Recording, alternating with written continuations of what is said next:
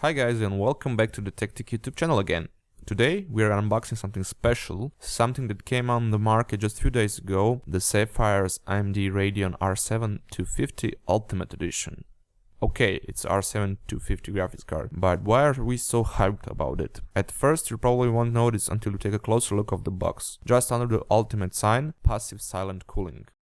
Yes, this is one of the latest Sapphire's passive card solution that we had in a long time. As we can recall, the last Ultimate Edition from them was the Radeon HD 7750.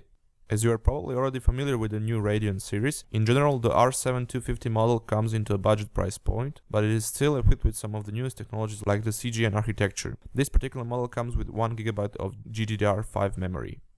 On the back of the box, on the right side, you can see the rest of the features like the OpenCL support, low power consumption, and so on. And on the left side, some talk about advantages of the passive solution compared to the traditional ones. Let's open up the box.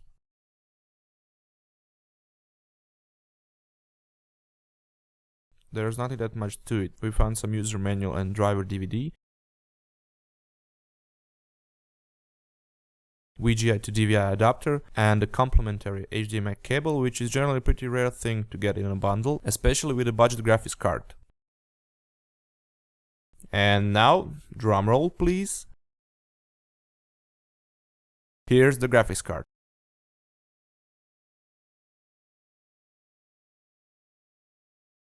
The R7 250 Ultimate is a real beauty, all covered in big aluminum fins and 4 heat pipes. Of course, the heatsink is much larger than your usual R7 250 graphics. Be careful not to cut yourself on it.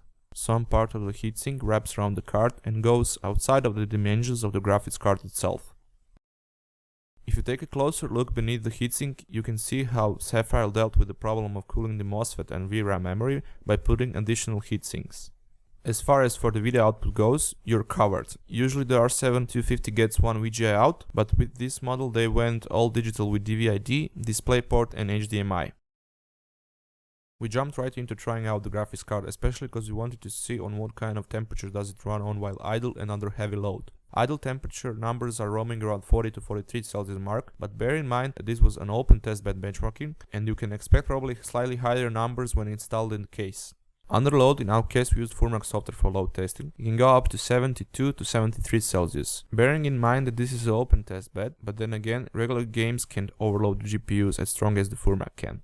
As for the Furmac readings, you can see that it reads out the Radeon HD 7750 GPU, and basically that's correct in regards of technical specification and performance when comparing it to a Radeon R7 250.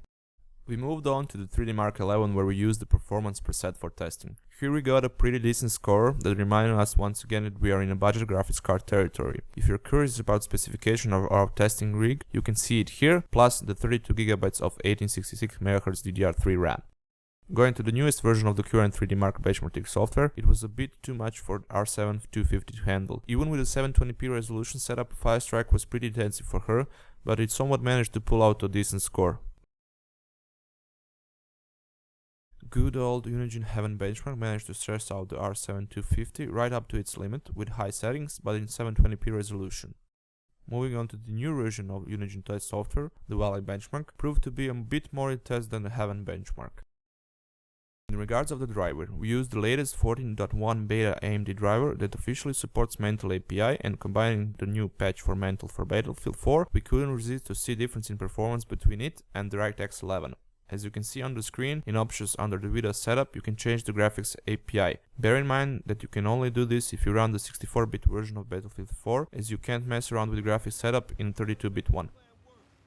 Finally, moving along to testing out the performance, we noticed some difference between the DirectX 11 and Mantle API. Since we didn't use the APU AMD processor, but the Intel's high-end Enthusiast X79 platform and Core i7-3970X processor, the performance difference was not that large. We did notice a bit higher average frame rate in the case of the Mantle, but the most obvious difference was in the minimum frame rate. Mantle API had a 5 frame better minimum frame rate through the testing and playing the beginning of the Shy Guy solo campaign.